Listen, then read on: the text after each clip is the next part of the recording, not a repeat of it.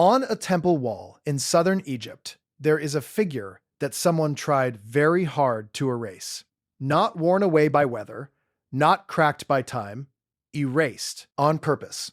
Someone climbed up to that wall more than 3,000 years ago with a chisel and a plan, and they cut a human shape clean out of the stone. They left the gods on either side.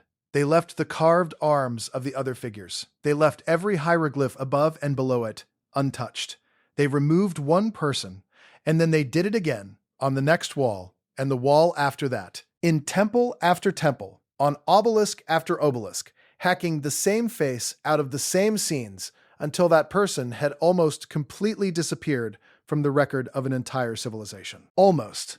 Because whoever ordered this erasure made one mistake. They were not thorough enough. And in the gaps they missed, in the carvings that survived, a story was waiting.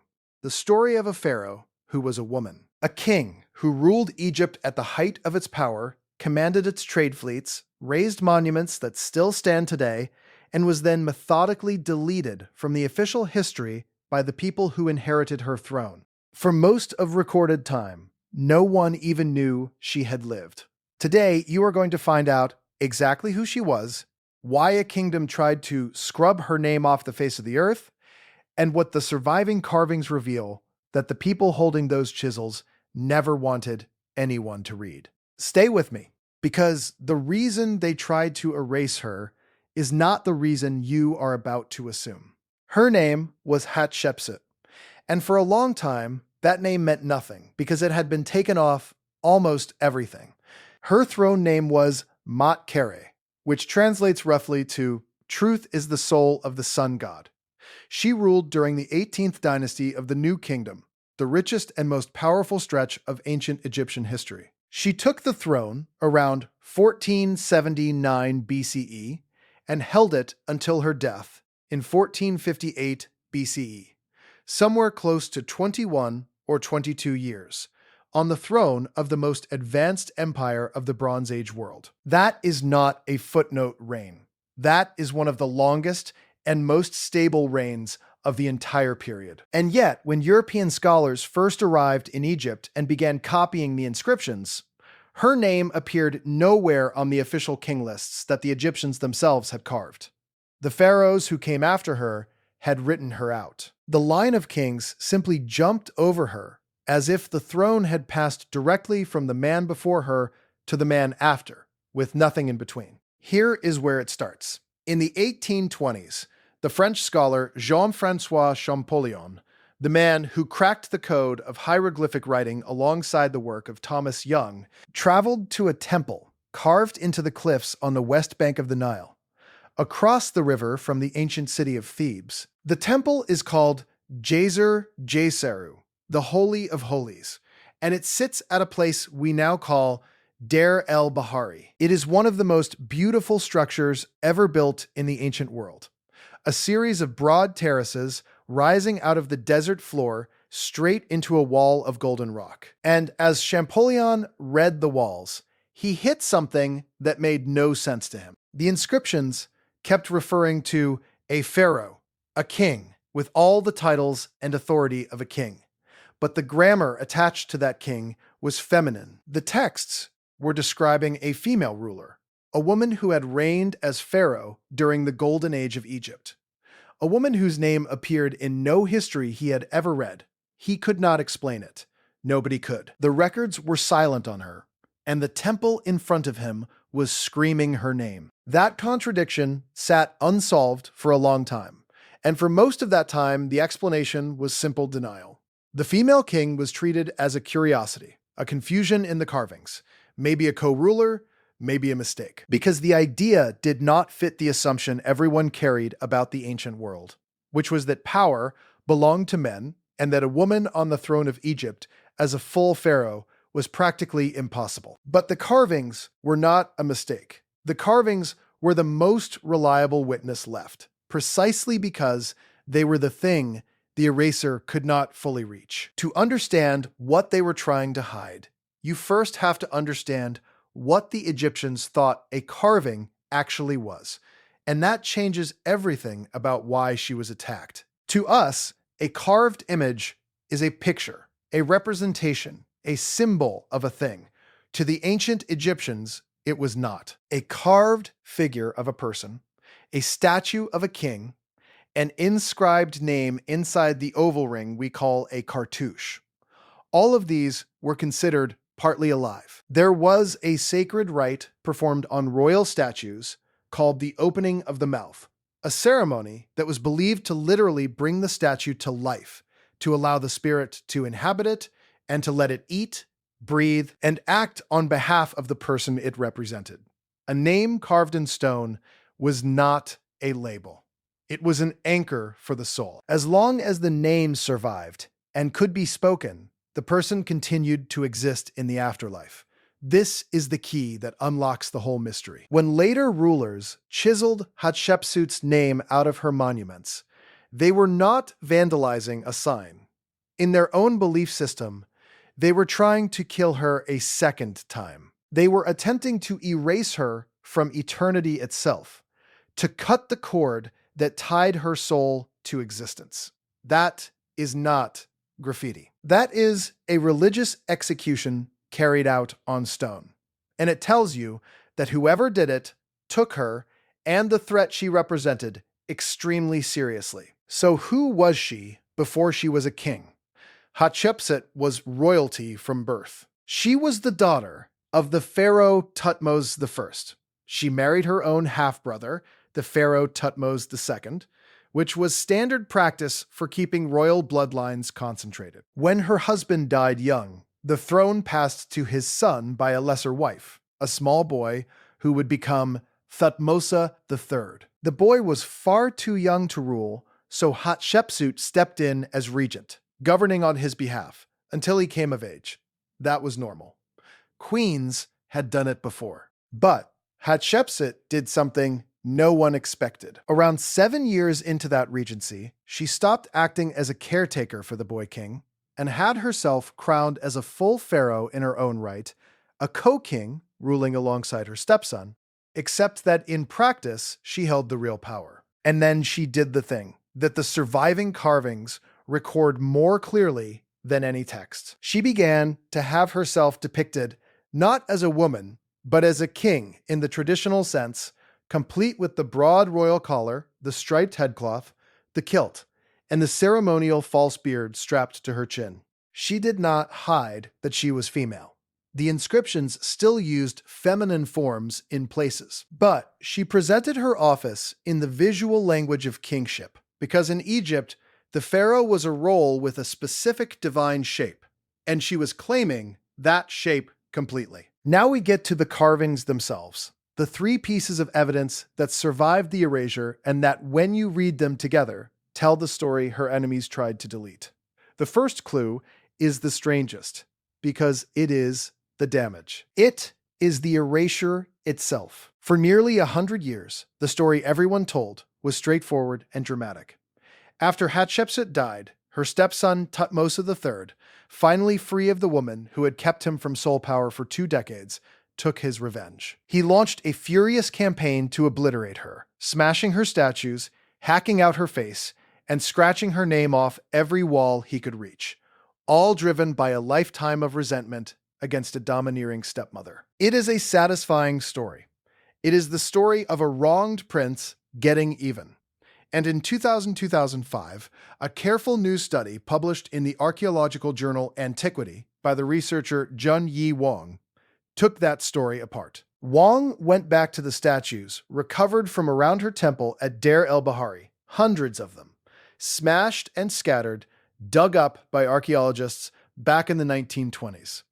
And he noticed something that rage does not explain. Many of the statues still had their faces almost completely intact. If this had been pure hatred, the face is the first thing you destroy, because the face is the identity. Instead, the breaks fell in a precise repeating pattern. The statues were snapped at the neck, at the waist, and at the knees.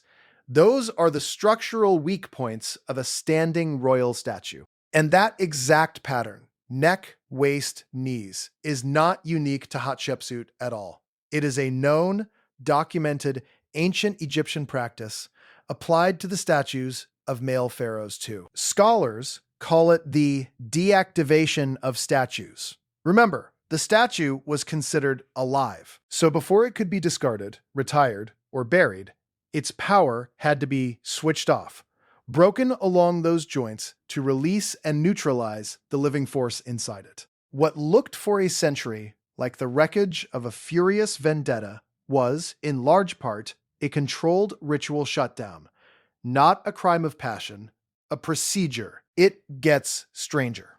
Wang found that a great deal of the worst facial damage did not happen during the reign of Thutmose III at all. It happened much later, sometimes more than 1,000 years later, when people in the Greek and Roman periods broke up the old statues simply to reuse the stone as building material and tools. The chisel marks that fueled a century of revenge theory were partly just recycling, so the personal vengeance narrative weakens. But, and this is the part that keeps it from being boring, the picture is not entirely innocent either. Because the statues of Hatshepsut found at her temple were treated in that calm, ritual way, while images of her at other sites were attacked more aggressively, with her cartouches deliberately gouged out, and her figure specifically targeted in scenes where it stood beside other kings. That selective, careful, widespread removal of her name and image from the public record was real, and it was deliberate, and it was driven by something colder than hatred. It was political. Somebody decided that the memory of a female pharaoh sitting in the line of legitimate kings was a problem that needed to be quietly solved. That is the first clue. The damage was not random fury, it was an edit, and someone was editing for a reason. Hold on to that, because the second clue tells you exactly what they were editing out. The second clue is a series of carvings on the middle terrace of her temple, and at first glance, they look like a religious fantasy. They show a long voyage to a distant, half-mythical place the Egyptians called Punt, which they sometimes referred to as the land of the god. The reliefs show strange round houses on stilts, exotic animals, towering trees, and a procession of Egyptian ships. For a long time, the easy reading was that this was symbolic, a sacred allegory about a journey to a divine paradise, the kind of mythological scene temples were covered in. But that explanation has a problem. The carvings are too specific. They are not dreamlike. They are an inventory. Look closer at what is actually depicted. There are ocean-going ships shown in detail, with their rigging, their oars, their cargo being loaded plank by plank. There are stacks of trade goods recorded almost like a manifest. Ebony, ivory, gold, live animals, heaps of fragrant myrrh resin. And then there is the detail that proves it was an eyewitness account rather than a myth. The carvings show living myrrh trees dug up whole, with their roots packed in baskets, being carried aboard the ships to be transplanted back in Egypt. They even show the foreign ruler of Punt and his wife, and the queen is depicted with such unusual and specific physical features that scholars believe the artist was recording a real person they had actually seen. This is not a parable about heaven. This is the official record of a real, large-scale maritime trade expedition that Hatshepsut sent down the Red Sea coast, financed by the crown, and brought home loaded with wealth. The carvings are a logistics report dressed in the language of religion. And here is why that matters for the mystery. This was a reign of peace and staggering prosperity. She was not a failed ruler. She was not a tyrant who ran the kingdom into the ground. She poured the wealth of that trade into one of the most ambitious building programs Egypt had ever seen, which brings in the obelisks.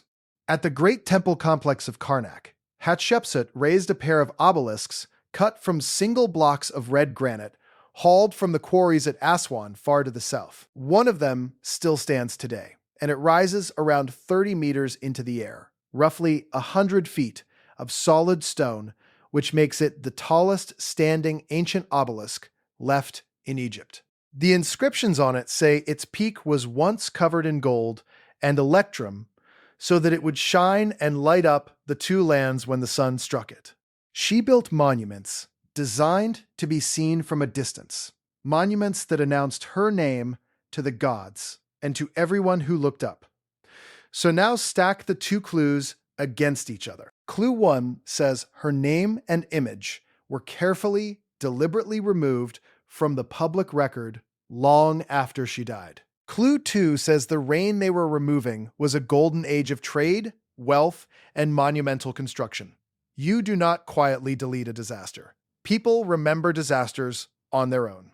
You delete a success. You delete something that worked, something that set a precedent you do not want anyone following. So what precedent was so dangerous that it had to be erased, even though the reign itself had been good for Egypt? That answer is carved into the third clue. And it is the one that turns this from a history lesson into something genuinely unsettling. The third clue is the wall that shows her becoming a king, and it is the most personal record she left. On the walls of her temple, Hatshepsut commissioned a sequence of scenes telling the story of her own birth. But it is not an ordinary birth. The carvings show the chief god of Egypt, Amun, the king of the gods, descending and personally fathering her. They show the god taking the form of her earthly father, the Pharaoh, and they show Amun declaring that this child, this daughter, is destined to rule the two lands as king. The reliefs go further. They depict her being shaped and given life by the gods, then crowned with the full regalia of a pharaoh, then presented to the divine assembly as the legitimate king of Egypt. The surface-level reading is pure myth, a flattering fairy tale about a god-given queen. For decades, scholars dismissed all of it as symbolic, the standard divine propaganda that pharaohs always commissioned. But that explanation is incomplete because of what these carvings are actually doing in technical terms. This is not myth for the sake of myth. This is a legal argument carved in stone. Hatshepsut had a problem that no male pharaoh faced. There was no clean precedent for a woman holding the throne as a true king rather than as a temporary regent. So she built her legitimacy the only way the culture allowed, by establishing a direct, divine, unbroken chain of authority that no one could dispute. The divine birth scene is her claim that her right to rule came straight from the highest god, bypassing the usual rule of male succession entirely. And the carvings record something even more remarkable when you trace them in order across her reign. In the earliest images, she is shown as a woman with a woman's body and a queen's dress. As her reign goes on, the depictions change. Her figure becomes the standard male royal form, the beard appears, the kingly kilt appears. The feminine grammar in the inscriptions gradually shifts toward the masculine forms used for a king. The carvings are not a single static portrait. They are a transformation captured frame by frame, the visual record of a woman deliberately and methodically assuming the full identity of a pharaoh in a system that had no slot for her. That is the precedent. That is the thing that was so dangerous it had to be deleted. Not a bad reign, a successful one, carried out by a woman who proved it could be done, who showed that the sacred male office of kingship could be occupied and held for 2 decades by a queen, with the gods themselves carved into the walls endorsing it. To the kings who came after, that was not a memory. It was a loophole. And loopholes in the rules of divine kingship are exactly the kind of thing a dynasty erases. And there is a detail buried in the timing that almost nobody mentions, a detail that quietly undercuts the revenge story before we even reach the modern science. The erasure of Hatshepsut did not begin the moment she died. If Thutmose III had truly spent 20 years seething under her control, waiting for the day he could destroy her, you would expect the chisels to come out immediately in the first raw months of his sole reign. They did not. The systematic removal of her name and image appears to have started around 20 years after her death, late in Thutmose III's own life. That is not the behavior of a man acting on a lifetime of personal fury. Rage does not wait 2 decades to express itself. That looks more like the behavior of an aging king or the advisors around him. making a calculated and unemotional decision about the official record, about which version of the past would be handed to the next generation. Cold, deliberate, strategic, the opposite of a vendetta. And the figure standing closest to Hatshepsut through all of it was a man named Senenmut, the chief architect who designed her cliff temple and rose to extraordinary power at her side. He held dozens of titles. He was even permitted to carve small hidden images of himself into the doorways of her sacred temple, a privilege almost unheard of for a man who was not born royal. Senenmut disappears from the record before her reign ends, under circumstances no one can fully explain, and his own monuments were attacked as well. The closer a person stood to her throne, the more thoroughly they too were scrubbed from the stone. That is the third clue, and it is the one nobody could put back together until modern tools entered the picture. Here is where it gets strange, because the modern confirmation did not just support the story.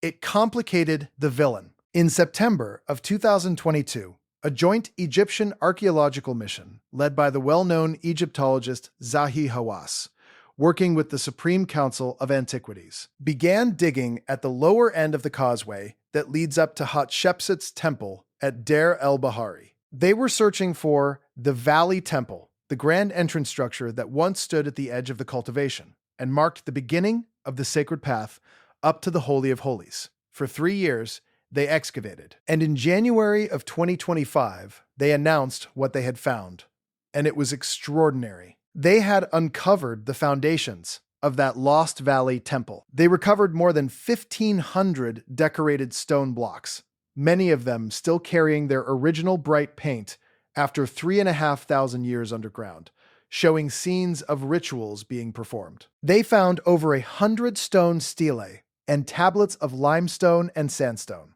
many of them inscribed with Hatshepsut's royal cartouches, both her birth name and her throne name, buried as foundation deposits to mark the temple as hers. It was the most complete set of her foundation deposits found since the American archaeologist Herbert Winlock dug up the last comparable group nearly a century earlier, between 1923 and 1931. And among the blocks, they found a unique stela carved with the name and title of the man who had designed her temple. Her chief architect and closest official, Senenmut, called the overseer of the palace. But the detail that stops you cold is this. On those surviving painted blocks from her own valley temple, Hatshepsut and Thutmose III, the supposed avenger, the man who hated her enough to erase her from eternity, are shown together. And the excavators found direct evidence that Thutmose III did not simply destroy this temple. He restored it. The man cast for 100 years as the jealous stepson bent on annihilating her memory, had, at some point, worked to repair and maintain her sacred complex. That does not fit a simple revenge story. It fits something more careful, more political, and far more interesting. And that brings us to the body, because the carvings could tell us who she was, but for over 3,000 years, no one could find her. When Hatshepsut died, she was buried in a tomb in the Valley of the Kings, catalogued today as KV60. But her mummy was not in it when modern archaeologists looked. Her body had vanished. For a queen who became a king and built monuments to last forever, the most basic thing, her physical remains, was simply gone. And then, in 2007, Zahi Hawass announced that he had found her. The trail ran through a small wooden box that had turned up in a great cache of royal mummies discovered back in 1881. A box marked with Hatshepsut's name. Inside, it was a mummified internal organ and, crucially, a single tooth, a molar. The team took 2 unidentified female mummies, including one long-neglected body from tomb KV60, and ran them through a CT scanner, the same kind of medical imaging used on living patients, in a lab set up in the Egyptian Museum in Cairo. And when they scanned the jaw of the KV60 mummy, they found a gap where a molar had broken away, a socket. The tooth in the box, according to the team, matched that socket almost exactly. Based on that match, they identified the body. The scans painted a picture of her final years. A woman who had died around the age of 50, overweight, suffering from diabetes, and carrying signs of bone cancer, which may well be what killed her. After 3,500 years of being erased, scattered, and lost, the king they tried to delete had a face and a cause of death again. There is one more place the erasure shows its hand, and it is the coldest evidence of all. When later dynasties carved their official lists of kings, the sacred sequence of every legitimate ruler going back to the beginning, lists like the famous one inscribed at Abydos, Hatshepsut, is simply not there. The chain of names steps from her husband straight to her stepson, as if the throne had passed cleanly between the two men, with no one in between. That is not damage. That is not weathering. That is an administrative decision made generations later to write a real reign out of the permanent record. The carvings on her temple said she ruled. The official list said she never existed. Two documents from the same civilization, flatly contradicting each other, and for thousands of years, the world believed the wrong one. Now, does this prove the most dramatic version of the story? That a vengeful king tried to murder a woman's soul out of pure hatred and nearly succeeded? Probably not. And the honest version is more complicated than the myth. So let us slow down and be fair to it. The 2025 study makes a strong case that the destruction was not a fit of personal rage. The breaking of the statues followed the standard ritual deactivation pattern used on many pharaohs, neck and waist and knees, not the frenzied face smashing of a man consumed by hatred. A large share of the worst damage came centuries later from people just reusing the stone. Thutmose III even restored parts of her temple. And the 2007 mummy identification, dramatic as it was, is not airtight. Respected Egyptologists, including Salima Ikram of the American University in Cairo, called it a tentative identification rather than a certainty. Critics have pointed to problems with the tooth, including a question over its root structure and to lingering doubts about the supporting DNA work. So the clean cinematic story has real cracks in it. The evidence does not let you say with certainty that one jealous man tried to wipe a woman from existence and nearly got away with it. But here is what that careful, skeptical reading still cannot make ordinary. Strip away the revenge fantasy completely, and you are left with a set of plain facts that are arguably stranger. A woman took the throne of the most powerful state on earth and held it for more than 20 years, in a system with no real precedent for a female king. She ran it well, sent fleets to the ends of the known world, and raised the tallest obelisk still standing in Egypt. And then, after her death, a deliberate, organized, kingdom-spanning effort removed her name and her image from the official record so thoroughly that for thousands of years, history forgot she had ever lived. Whether the motive was hot rage or cold politics almost does not matter, because the result is the same. The machinery of an entire civilization was turned toward editing a real person out of time. That is not a fairy tale. That is documented, physical fact, carved, and then uncarved into stone you can still go and touch. The mystery does not come from making things up. It comes from refusing to look away from what is actually on the walls. And if even the grounded version of this is true, it means something genuinely uncomfortable about the past we think we know. It means history is editable. It means the official record, the king lists, the carved chronologies that we treat as the backbone of ancient chronology were not neutral archives. They were curated. A council of priests and officials could decide that a person was inconvenient, and with enough chisels and enough time, they could come very close to making that person never have existed. We only have Hatshepsut back because of two failures. The erasers were imperfect, and they left enough fragments behind. And modern tools, the scanner, the careful re-excavation, the painstaking rereading of damaged walls, were finally good enough to reassemble what survived. So the question that will not let go is the one hiding behind her. If a pharaoh this powerful, with this many monuments, ruling at the very center of recorded history, could be erased so completely that the world forgot her for thousands of years, then how many others were there? How many names were chiseled out so successfully that there are no fragments left, no surviving wall, no box with a tooth, nothing for any scanner to find? We recovered Hatshepsut because her enemies got sloppy. The truly frightening thought is the ones whose enemies did not. She is still there. The temple at Deir el-Bahari still rises out of the cliffs in 3 pale terraces exactly where she built it, and on its walls, the divine birth, the voyage to Punt, and the scarred outlines of the figures someone tried to cut away are still visible to anyone who climbs up to look. Her obelisk still stands at Karnak, its gold long gone, but its full height intact. Her painted blocks, buried for 3,500 years, are coming up out of the sand right now, color still on them, her name still legible in the stone, and her body, identified or not, lies in a museum in Cairo. A heavy-set woman of 50 who was once the most powerful person on earth and was very nearly deleted from it. They tried to erase her from eternity. They almost succeeded. And the only reason you just heard her name is that the carvings outlived the people who came to destroy them. If this is the kind of buried history that stays with you, watch the next investigation playing on screen right now, because the discovery in it reaches even deeper into what the chisels were hiding. Subscribe before you go, so the next time the stone gives up a name someone fought to bury, you are the first to hear it.